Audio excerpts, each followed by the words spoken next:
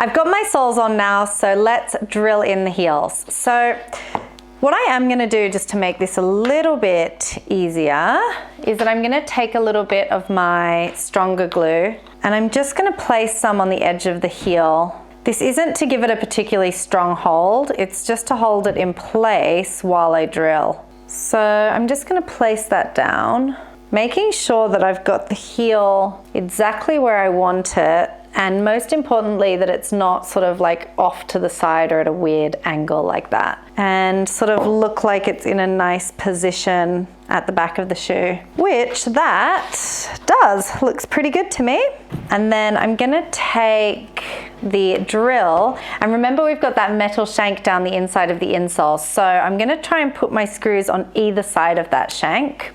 So I'm just gonna drill a little pilot hole at that sort of angle, and you'll feel a pop.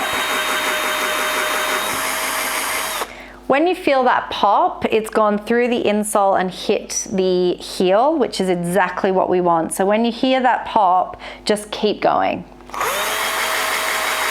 Pop.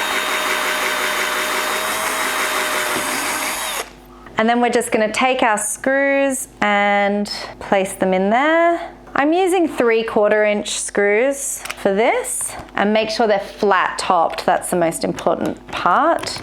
Don't overthink the screws though. They kind of just need to match whatever drill bit you're using.